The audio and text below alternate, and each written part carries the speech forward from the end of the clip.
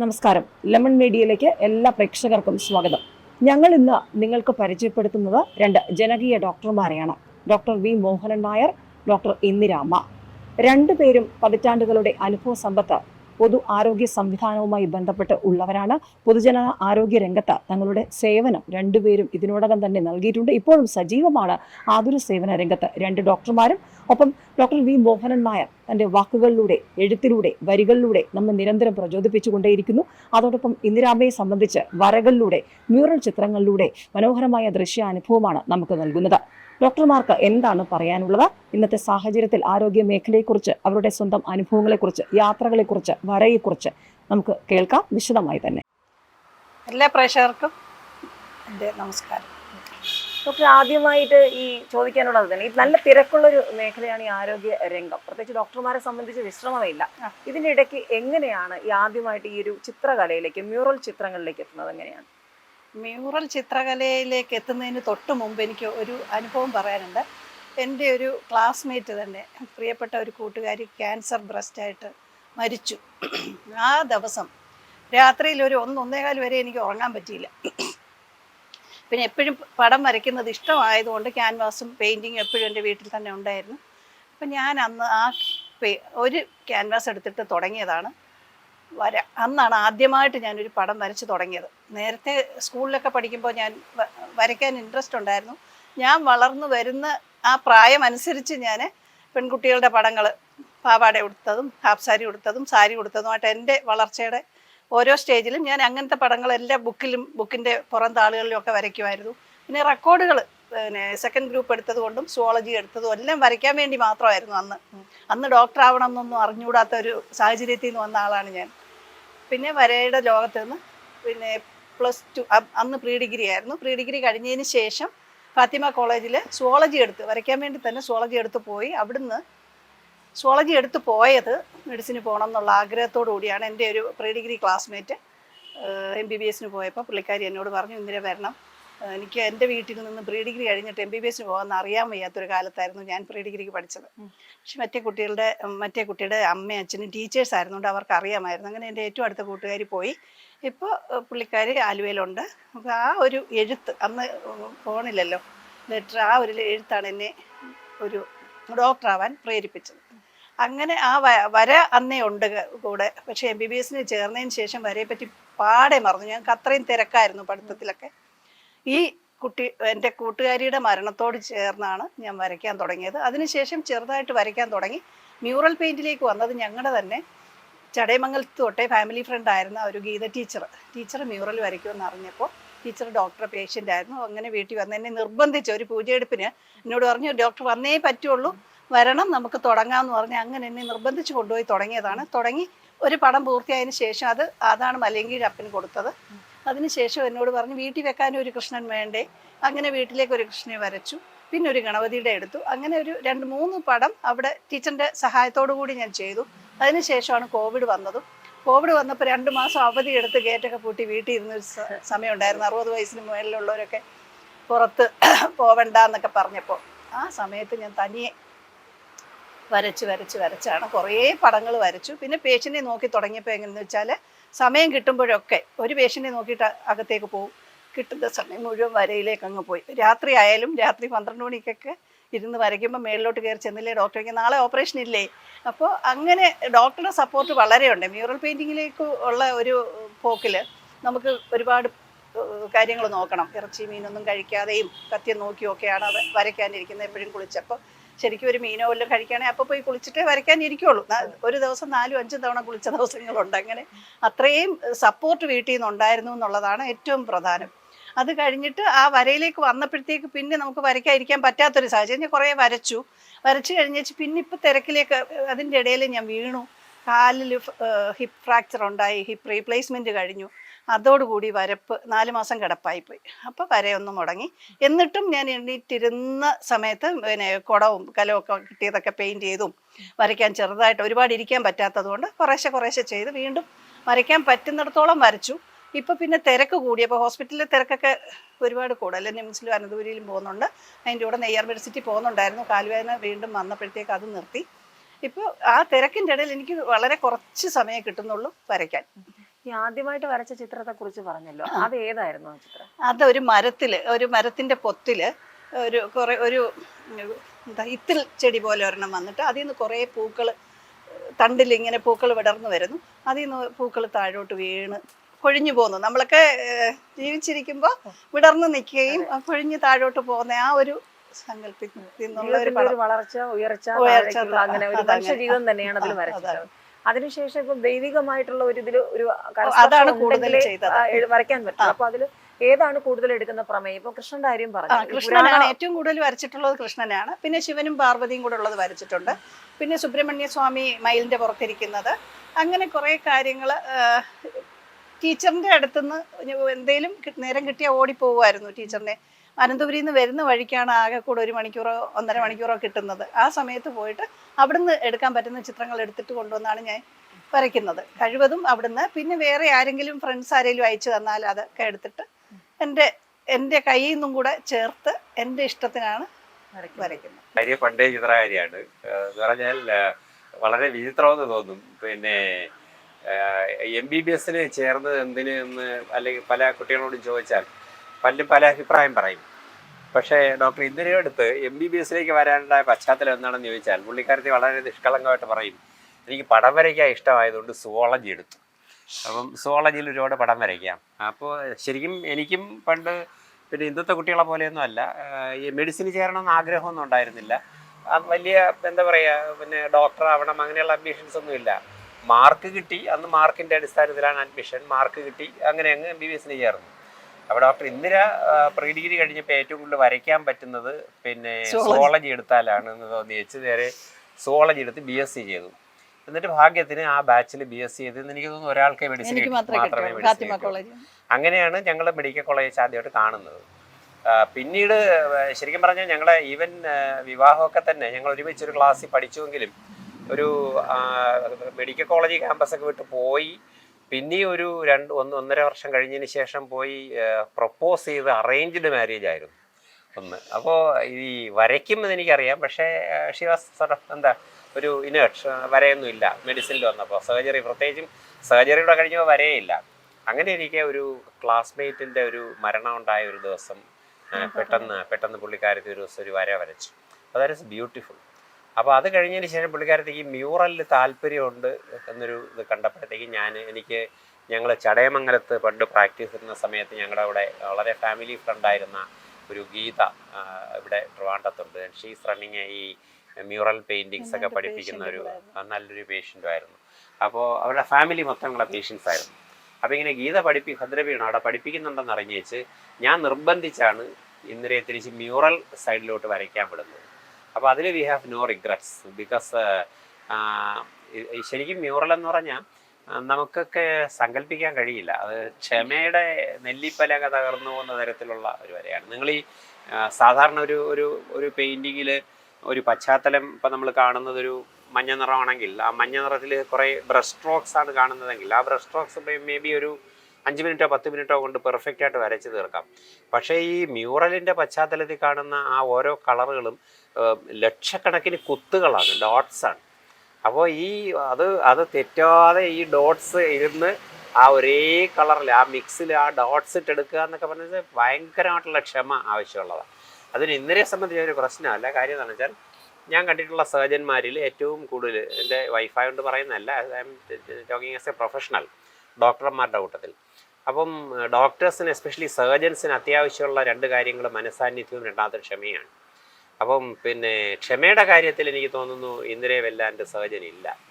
അത് ഇപ്പം പെയിൻറ്റിങ്ങിൽ mural painting പോലെ തന്നെ അതിന് നമ്മൾ സർജറിയിലോട്ടൊന്ന് ട്രാൻസ്ലേറ്റ് ചെയ്ത് വെച്ചാൽ ഞാൻ പറയും, ഞാൻ ഡയബറ്റോളജി പ്രാക്ടീസ് ചെയ്യുന്ന ആളാണ്. ഒരു പ്രമേഹ രോഗിക്കുണ്ടാകുന്നൊരു വ്രണം, അതിൻ്റെ ഇപ്പോൾ കാലിലൊരു വ്രണം ഉണ്ടായാൽ സാധാരണ നിലയിൽ ചോയ്സ് കാല് മുറിച്ച് കളയുക എന്നുള്ളത് ഇറ്റ്സ് വെരി ഈസി, കാലങ്ങ് മുറിച്ച് കളയാം. പക്ഷേ ആ ഒരു വ്രണം ഉണക്കിയെടുക്കണമെങ്കിൽ അത് ചിലപ്പോൾ ഒരു 6 മാസം 1 വർഷമൊക്കെ എടുക്കും. വളരെ ക്ഷമയോടുകൂടി ഒരു സർജൻ തന്നെ കൂടെ നിന്നേ അത് ഉണക്കിയെടുക്കാൻ പറ്റും. ഈ മ്യൂറൽ പെയിൻറ്റിങ്ങിൽ കുത്തിടുന്ന ക്ഷമയാണ് ഈ പ്രമേഹ രോഗിയുടെ പാദ സംരക്ഷണത്തിൽ ഇന്ദിര കാണിക്കുന്നത് ഞാൻ കണ്ടിട്ടുള്ളത്. അപ്പോൾ എൻ്റെ അടുത്ത് ഒരൊറ്റ watts the single quality that is sort of ഒരു ബേസിക്കായിട്ട് അത്യാവശ്യം ഒരു മ്യൂറൽ പെയിൻറ് ചെയ്യുന്ന ആളിന് വേണ്ടെന്നാണ് വെച്ചാൽ ആദ്യം ഞാൻ പറയും ക്ഷമയാണ്.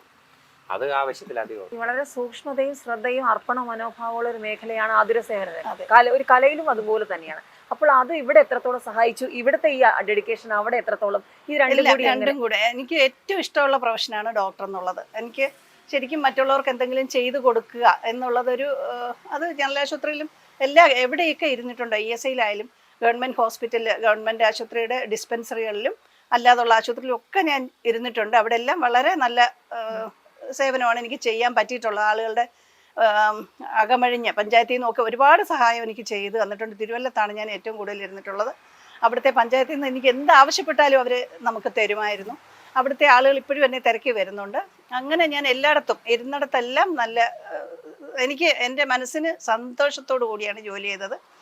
ആ സന്തോഷം നിലനിൽക്കാൻ നമുക്ക് ഇച്ചിരി റിലാക്സേഷൻ കിട്ടാൻ ഈ വര നമ്മളെ വളരെയധികം സഹായിക്കുന്നുണ്ടായിരുന്നു. ശരിക്കും പറഞ്ഞാൽ അപ്പോഴത്തേക്ക് ഓടി വന്ന് നമുക്ക് ഭയങ്കര ഒരു റിലീഫാണ് വരയ്ക്കുന്നത്. അപ്പോൾ ഇപ്പോൾ അത് സമയം കിട്ടാത്തതിൻ്റെ ഒരു വിഷമമുണ്ട്. ഇപ്പോൾ IMAയിലേക്ക് ഒരുപാട് അങ്ങ് കൂടുതൽ കാര്യങ്ങൾ അതിന് വേണ്ടിയിട്ട് ചെയ്യാം. ഇപ്പോൾ തന്നെ ഞങ്ങളുടെ സൗത്ത് സോൺ വിമയുടെ ഫെസ്റ്റ് വരുന്നുണ്ട്, ഈ അടുത്ത ഞായറാഴ്ചയാണ്. അപ്പോൾ അതിന് വേണ്ടിയിട്ട് ഒരുപാട് സമയം ഞങ്ങൾക്ക് കളയേണ്ടി വരുന്നു. അപ്പോൾ എല്ലായിടത്തും രജിസ്ട്രേഷന് പോകണം, പിന്നെ എല്ലാവരെയും ക്ഷണിക്കാൻ പോകണം, മെമൻറ്റ്, അങ്ങനെ ഒരുപാട് കാര്യങ്ങൾ. അപ്പോൾ അങ്ങനെയുള്ള കാര്യങ്ങളിലൊക്കെ നമ്മൾ കൂടുതൽ ശ്രദ്ധ തിരിച്ചപ്പോഴത്തേക്കും ഇവിടെ ഇരുന്ന് വരയ്ക്കാനുള്ള വരയ്ക്കാൻ തുടങ്ങിയാൽ പിന്നെ നമുക്ക് ആ ഡെഡിക്കേഷനാണ്. കുറേ നേരം അതിന് വേണ്ടിയിട്ട് വേണം. അപ്പോൾ അത് ഇപ്പോൾ കുറഞ്ഞത് അതുകൊണ്ടാണ്. ഇപ്പോൾ കുടുംബത്തിൻ്റെ ഒരു പിന്തുണയെ കുറിച്ച് ഡോക്ടർ പറഞ്ഞു. രണ്ടുപേരും ആരോഗ്യ സേവന രംഗത്ത് തന്നെയാണ്. ഡോക്ടറും നന്നായിട്ട് എഴുതും, ഡോക്ടറും സേവനത്തിനിടയിൽ വരയ്ക്കുന്നുണ്ട്. മകളും മീര കുഞ്ചി നന്നായിട്ട് വരയ്ക്കുന്നുണ്ട്. അപ്പൊ ആദ്യം ആയിട്ട് വരച്ചു തുടങ്ങിയത് മകൾ തന്നെയല്ലേ? എങ്ങനെ മകള് ചെറുതിലെ മകള് വരയ്ക്കുമായിരുന്നു, അവളെ പഠിപ്പിക്കാനും കൊണ്ടുവിടുമായിരുന്നു. അപ്പൊ അവള് പിന്നെ എടുത്തത് കല്യാണം കഴിഞ്ഞ് ഒരു മോനും ആയതിനു ശേഷം അവള് നിഷിന്റെ ഫൈൻ ആർട്സ്, മോൾക്ക് കേൾക്കത്തില്ലല്ലോ, അപ്പൊ പിന്നെ അതിൽ ഫൈൻ ആർട്സിൻ്റെ എൻട്രൻസ് എഴുതി അതിൽ 16th റാങ്കോ അങ്ങനെ എങ്ങാണ്ട് അവൾക്ക് അതിന് കിട്ടി. അവളുടെ പാസ്സായി, 2nd റാങ്കോടുകൂടി പാസ്സായി. 4 വർഷത്തെ സെമിസ്റ്റർ കോഴ്സ്. അവൾ നേരത്തെ വരയ്ക്കുമായിരുന്നു. അത് കഴിഞ്ഞേച്ച് ഇത് കിട്ടിയപ്പോഴത്തേക്ക് പിന്നെ അവൾക്ക് അതിൽ കൂടുതൽ കോൺസെൻട്രേറ്റ് ചെയ്യാം. ഇപ്പോൾ അവൾ ഓരോന്ന് റിസർച്ച് ചെയ്യുന്ന പോലെയാണ്. അവൾ ഓരോന്ന് എടുത്തിട്ട് എല്ലാം എടുത്തിട്ട് മ്യൂറൽ പഠിച്ചിട്ടില്ല, പക്ഷേ ഇപ്പോൾ വരയ്ക്കുന്നതൊക്കെ മ്യൂറലാണ്. ഭയങ്കര മിടുക്കിയാണ്. ശരിക്കും അവളെ അപ്രീഷിയേറ്റ് ചെയ്യാതിരിക്കാൻ പറ്റൂല. നോർമൽ സ്കൂളിലാണ് പഠിച്ചതൊക്കെ, പക്ഷെ ഇത് മാത്രം ഫൈൻ ആർട്സിന് അവിടെയാണ് പോയത്. ഈ ജനകീയ ഡോക്ടർമാരെന്ന് രണ്ടുപേരെ സ്നേഹത്തോടെ ഓരോ നാട്ടുകാർ ഏത് നാട്ടിൽ ചെന്നാലും അവിടെ ആ ഒരു സ്നേഹം ഉണ്ട്. ചടയമംഗലത്തെ കാര്യം പറഞ്ഞു, തിരുവല്ലത്തെ കാര്യം പറഞ്ഞു, മലയങ്കീഴുകാർക്കും അങ്ങനെ തന്നെയാണ്. ഈ എന്താണ് ഈ ജനങ്ങളോടുള്ള കൂടുതൽ അടുപ്പത്തിന് കാരണം? കാരണം തിരക്കിനിടയ്ക്കും ഓരോരുത്തരെയും ഓരോ പേഷ്യന്റ് വരുന്നത് നമ്മുടെ അടുത്ത് അവരുടെ കാര്യങ്ങൾ പറയാനും അവർക്ക് കുറച്ച് ആശ്വാസം കിട്ടാനുമാണ്. ഒരു ഡോക്ടർ എന്ന നിലയിൽ ഞാൻ വളരെ നാട്ടിൻപുറത്തുനിന്ന് വന്നതാണ്. അപ്പോൾ ശരിക്കും പറഞ്ഞാൽ എനിക്കത് മനസ്സിലാവും, മറ്റുള്ളവരുടെ വിഷമങ്ങൾ മനസ്സിലാവും. ഇപ്പോൾ ഒരു സർജൻ എന്നുള്ള നിലയിൽ എൻ്റെ അടുത്ത് വരുന്നത് കൂടുതലും ബ്രസ്റ്റ് ക്യാൻസറായിട്ടും ബ്രസ്റ്റിലെ മുഴകൾ, പിന്നെ പൈൽസ്, ഫിഷർ, അങ്ങനെയൊക്കെയുള്ള ആരോടും പറയാനോ കാണിക്കാനോ പറ്റാത്ത രോഗമുള്ളവരാണ് കൂടുതൽ സ്ത്രീകളും. അവർ കാണിക്കാതെ അവരുടെ മക്കളുടെ പഠിത്തം, പിന്നെ കല്യാണം, പ്രസവം, ഇതെല്ലാം കാരണം ഓരോ കംപ്ലൈൻറ്റ് വന്നാലും അവർ കാണിക്കാതെ വെച്ചുകൊണ്ടിരിക്കും. ആ സ്റ്റേജിൽ കാണിക്കാൻ വരുമ്പോൾ അവരൊരു ആശ്വാസത്തിന് വേണ്ടിയാണ് നമ്മുടെ അടുത്ത് വരുന്നത്. അപ്പം അവരെന്നല്ല ആര് വന്നാലും അവരുടെ ആ പ്രശ്നം കേൾക്കാനും അവർക്ക് അതനുസരിച്ച് അവരുടെ ആ വരുമാനം അനുസരിച്ച്, മീൻസ് ഇപ്പോൾ ഞാൻ പ്രൈവറ്റിൽ വർക്ക് ചെയ്യുമ്പോൾ പ്രൈവറ്റിലാണ് വരുന്നതെങ്കിലും അവിടുന്ന് ചെയ്യാൻ പറ്റുന്നത് അവിടെ വെച്ച് ചെയ്തിട്ട് അവർക്ക് അഫോർഡ് ചെയ്യാൻ പറ്റത്തില്ല എന്നുണ്ടെങ്കിൽ അവർക്ക് എവിടെ സേവനം കിട്ടുമെന്നുള്ളത് പറഞ്ഞു കൊടുക്കുകയും അവർക്ക് അതിൻ്റെ മേന്മയെ കുറിച്ച് പറഞ്ഞു കൊടുത്തിട്ട് മെഡിക്കൽ കോളേജിലോ മറ്റോ ആണ് അവർക്ക് ഇവിടെ അഫോർഡ് ചെയ്യാൻ പറ്റൂല്ലെങ്കിൽ അവരോട് ഇന്ന ഡോക്ടറെ പോയി കാണാം. നമ്മൾക്ക് പരിചയമുള്ള ഒരുപാട് പേര് മെഡിക്കൽ കോളേജിൽ വർക്ക് ചെയ്യുന്നുണ്ട്, ഞങ്ങളുടെ കൂടെ പഠിച്ചതും അല്ലെങ്കിൽ ഞങ്ങളെ പഠിപ്പിച്ചതുമായിട്ടുള്ളവരൊക്കെ. അവരുടെ അടുത്തേക്ക് പറഞ്ഞു വിടുകയും അവരെ വിളിച്ചു പറഞ്ഞു വിടുകയും അങ്ങനെ എനിക്ക് എന്തൊക്കെ ചെയ്യാൻ പറ്റുമോ ആ ലെവലിലാണ് ഞാൻ ചെയ്യുന്നത്. അതുകൊണ്ടാണ് ആശുപത്രിയിലെ തിരക്ക്. അതിന് ഒരു പരസ്പരമായ ഒരു പിന്തുണ എന്ന് വാസ്തവത്തിൽ പറയാൻ പറ്റില്ല. നമ്മളൊക്കെ ഒരു behind every successful man there is a woman എന്നും behind every woman there is a man എന്നൊക്കെ പറയും. ഞങ്ങളിൽ ദർ ഈസ് നോട്ട് ബിഹൈൻഡ്. ഞങ്ങൾ ഈ ഓൾവേസ് വാക്ക് ടുഗദർ. ഞങ്ങൾ ഒരുമിച്ച് നടക്കണം, ഒരാൾ മുന്നിലും ഒരാൾ പിന്നിലും ഇല്ല, ഒരുമിച്ചാണ് നടക്കുന്നത്. ഇപ്പോൾ വന്ന് എന്താണെന്ന് ചോദിച്ചാൽ IMAയിലെ ഒരു സംസ്ഥാന മീറ്റിങ്ങിലോ ഈവൻ ഒരു ബ്രാഞ്ച് മീറ്റിങ്ങിൽ ചെന്നാൽ പോലും എന്നെ 2 നിമിഷം എവിടെയെങ്കിലും ഒറ്റയ്ക്ക് കണ്ടാൽ നമ്മുടെ ജൂനിയേഴ്സ് വന്നിട്ട് അണ്ണാ ചേച്ചി എവിടെ, അല്ലെങ്കിൽ സീനിയേഴ്സ് വന്ന ശേഷം ഇന്ദിര എവിടെ. അപ്പോൾ ഇപ്പോൾ ഫലത്തിൽ IMAയിലൊക്കെ ഒരാളിന് മറ്റേ ആളില്ലാത്ത എക്സിസ്റ്റൻസ് ഇല്ല എന്നുള്ള അവസ്ഥ എത്തിയിട്ടുണ്ട്.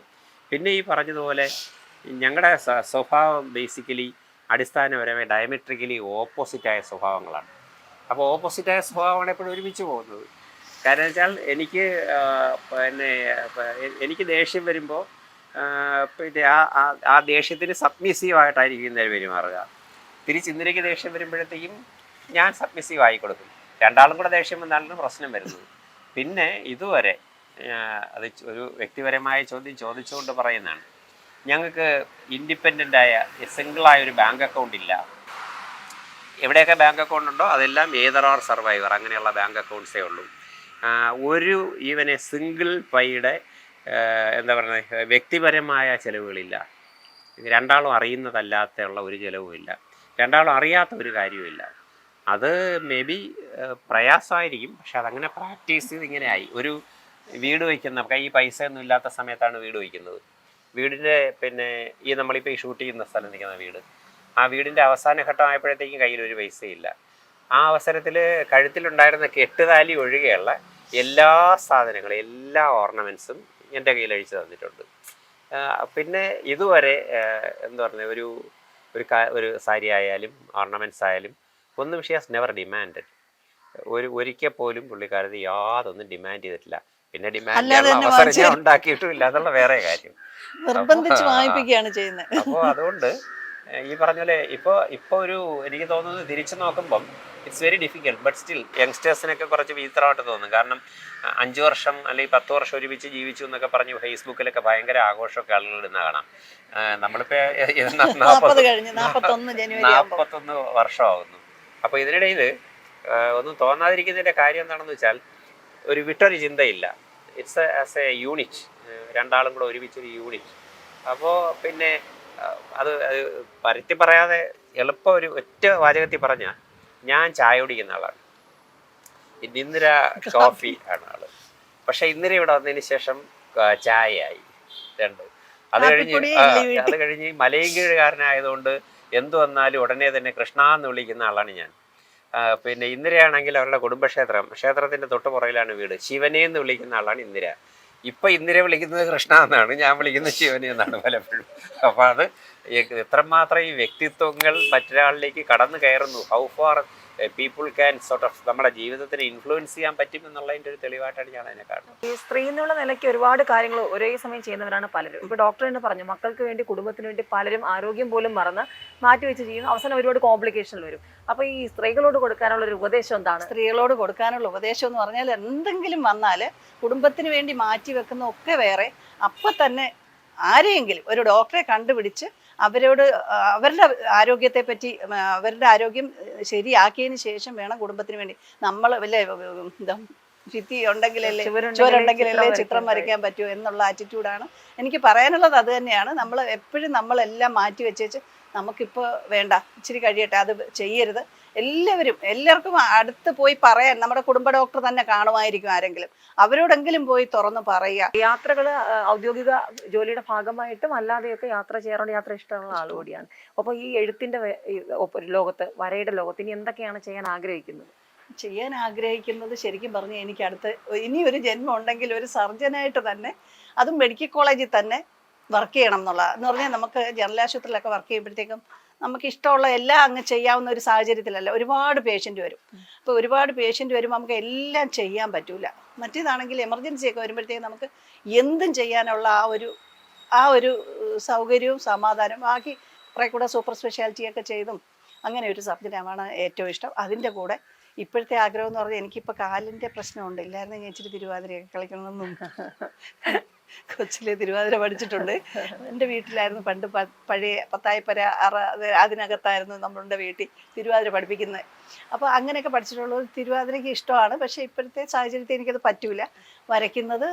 പഠിച്ചിട്ട് വരയ്ക്കണം എന്ന് ആഗ്രഹമുണ്ട്. മീൻസ് ജനറലായിട്ടുള്ള പെയിൻറ്റിങ് ഇല്ലേ, പെയിൻറ്റിങ് വരച്ചിട്ട് ഇപ്പോൾ പിന്നെ നമ്മുടെ ഫേസ്ബുക്കിൽ ഒരമ്മ 80 വയസ്സായ ഒരമ്മ എക്സിബിഷനൊക്കെ നടത്തി. 75 വയസ്സിൽ പടം വരയ്ക്കാൻ തുടങ്ങിയിട്ട് 80 വയസ്സിൽ എക്സിബിഷൻ നടത്തി എന്നൊക്കെ കണ്ടു. അതുപോലെ എനിക്ക് ഇച്ചിരി കൂടെ സമയം കിട്ടാത്തതുകൊണ്ടുള്ള ഒരു പ്രശ്നമേ ഉള്ളൂ.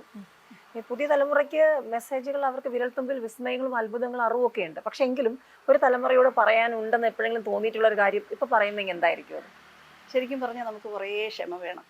എന്ത് ആയാലും പുതിയ തലമുറ പറയാനുള്ളത് അച്ഛനോടും അമ്മയോടും നമ്മൾ മാതാപിതാക്കളെ കുറച്ച് ബഹുമാനിക്കുകയും സ്നേഹിക്കുകയും വേണം. പ്രായമാവുമ്പം അവരെ കൊണ്ട് വഴിയാധാരമാക്കരുത്.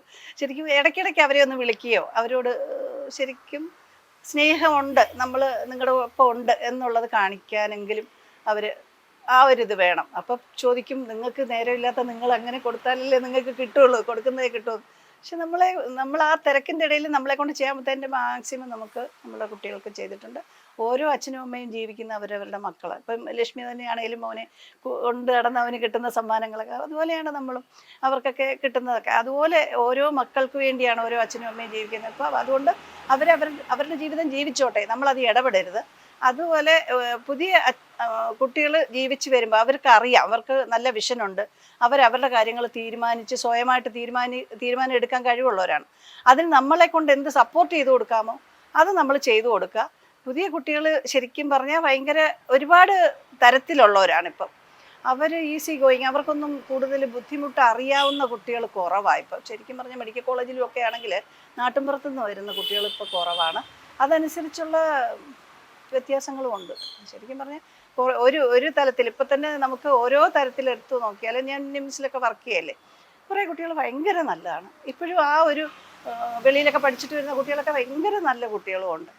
അതുകൊണ്ട് കുട്ടികളെല്ലാവരും നല്ലതാണ്. നമ്മൾ എങ്ങനെ അവരോട് പെരുമാറുന്നു അതനുസരിച്ചായിരിക്കും അവർ നമ്മളോടും പെരുമാറുന്നതെന്നാണ് എൻ്റെ വിശ്വാസം. അപ്പോൾ അവർ നല്ലതാണ്. എല്ലായിടത്തും നന്മ കാണാനാണ് ഞാൻ ആഗ്രഹിക്കുന്നത്. ഒരു പോസിറ്റീവ് ആറ്റിറ്റ്യൂഡ് എല്ലായിടവും. ഞാൻ എപ്പോഴും ഓരോ പടമൊക്കെ എടുത്തിടുന്നത് എന്തെന്ന് വെച്ചാൽ, നമ്മളൊരു ഇച്ചിരി ഒരു സന്തോഷമുള്ളത് കാണുമ്പോൾ മറ്റുള്ളവർക്കൊരു സന്തോഷം തോന്നട്ടെ. അപ്പോൾ എനിക്കറിയാവുന്ന ഒരുപാട് പേരുണ്ട് അത് കണ്ടിട്ട് പ്രചോദനം ഉൾക്കൊണ്ട് ഇപ്പം സ്ഥിരം അങ്ങനെയൊക്കെ. ഞങ്ങള് ഇപ്പം ഇന്ത്യൻ മെഡിക്കൽ അസോസിയേഷനിൽ വളരെ സ്ട്രെസ് കൊടുക്കുന്ന ഒരു ഏരിയയാണ് ഈ ഓൺ ഹെൽത്ത് എന്ന് പറയുന്നത്. ഞാൻ ഈ പിന്നെ ഗവേഷണത്തിൻ്റെ എത്തിക്സ്, റിസർച്ച് എത്തിക്സിൻ്റെ പിന്നെ സ്ഥാപനങ്ങളുടെ ചെയർപേഴ്സണും ഒക്കെ ആയിട്ട് ആ ഏരിയയിൽ വർക്ക് ചെയ്യുന്ന ആളുമാണ്.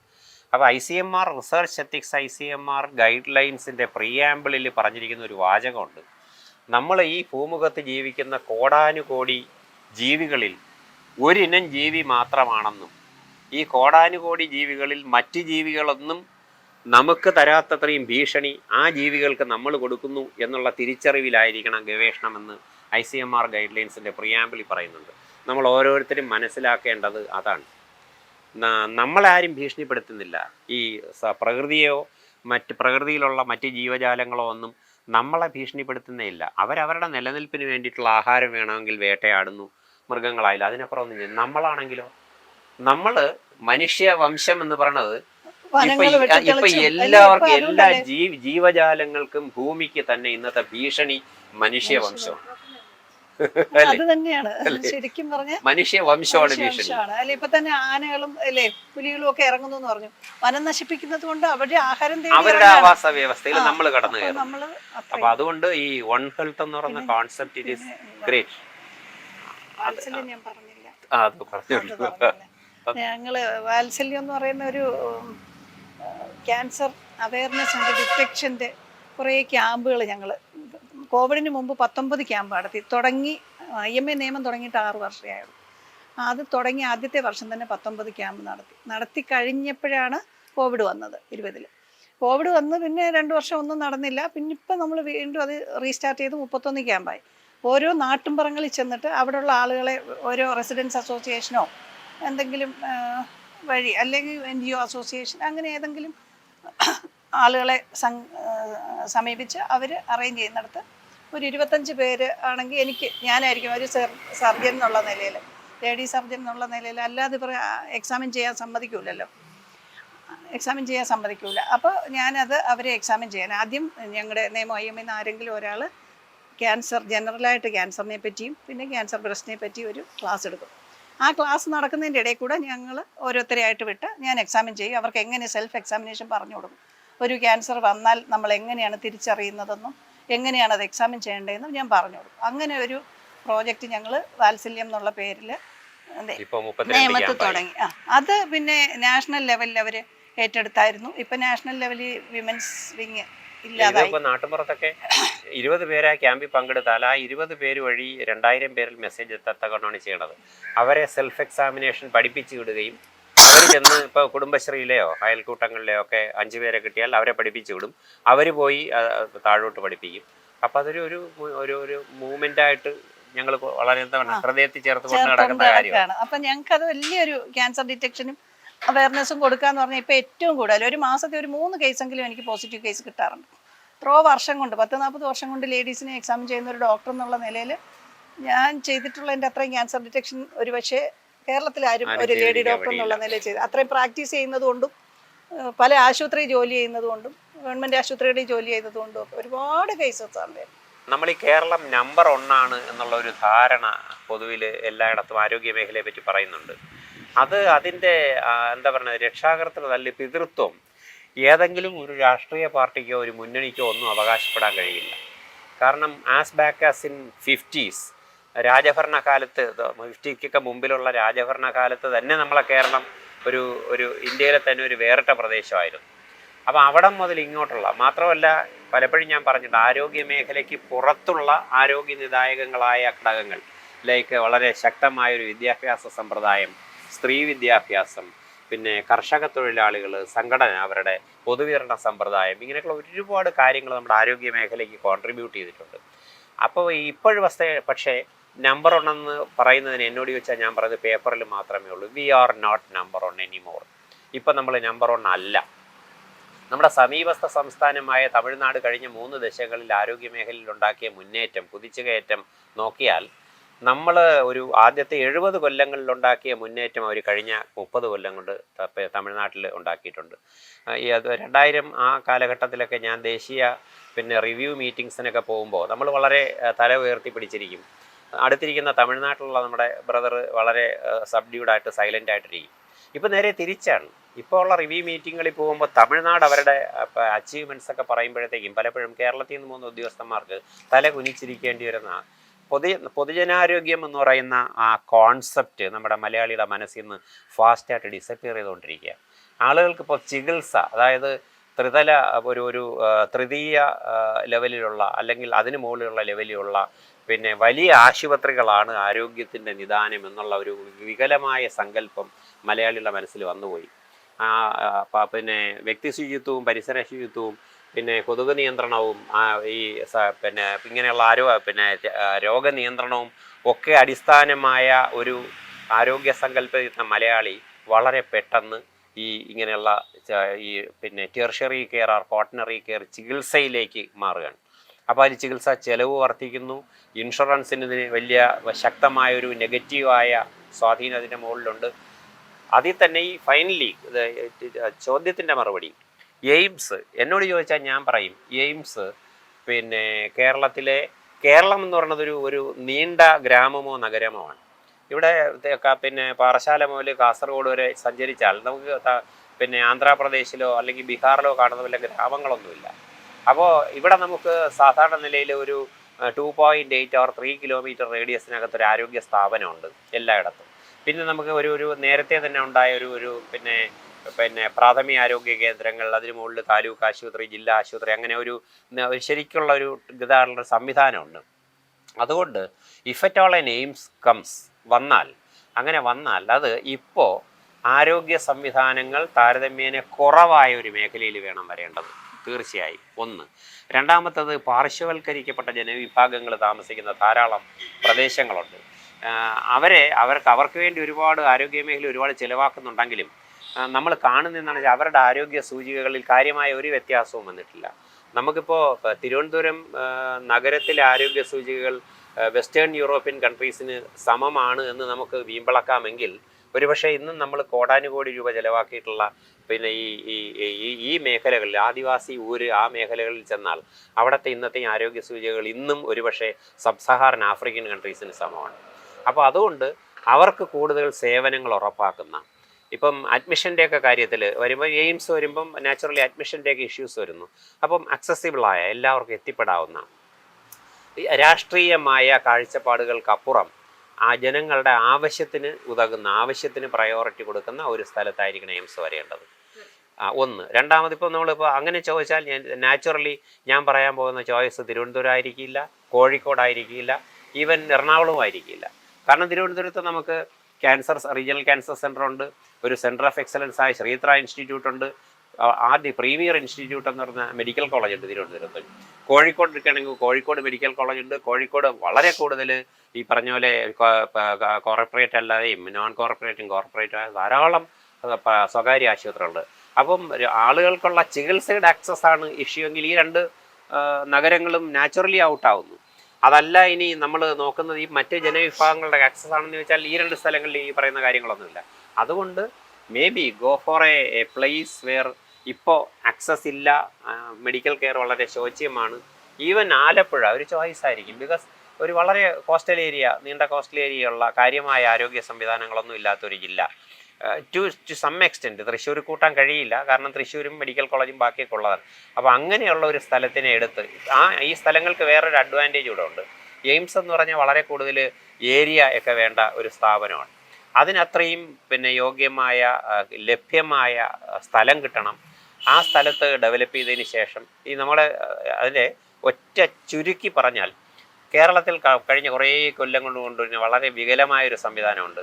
ഒരു ആശുപത്രിയെ ഒരു തലത്തിൽ നിന്ന് മുകളിലോട്ടുള്ള തലത്തിലേക്ക് ഉയർത്തുമ്പം കേരളത്തിൽ ഇപ്പം 12 ജനറൽ ആശുപത്രികൾ സ്ഥാപിക്കാൻ കേന്ദ്ര ഫണ്ടിങ്ങും ഒക്കെ കിട്ടിയാൽ അത് 12 പുതിയ സ്ഥലങ്ങളിൽ സ്ഥാപിക്കുക ഇത്തിരി ജോലിയുള്ള കാര്യമാണ്. അപ്പോൾ അതിൽ പലപ്പോഴും ഉദ്യോഗസ്ഥന്മാരെടുക്കുന്നത്, ആരെയും കുറ്റം പറയില്ല, ഉദ്യോഗസ്ഥന്മാരെടുക്കുന്ന കുറുക്ക് വഴി എന്താണെന്ന് ചോദിച്ചാൽ ആൾറെഡി അവിടെ ഉള്ള ഒരു സ്ഥാപനത്തിൻ്റെ ബോർഡ് മാറ്റി വെച്ച് ഈ പൈസ അങ്ങോട്ട് ഡൈവേർട്ട് ചെയ്യും. അതുകൊണ്ട് യാതൊരു ഗുണവും ഉണ്ടാകുന്നില്ല.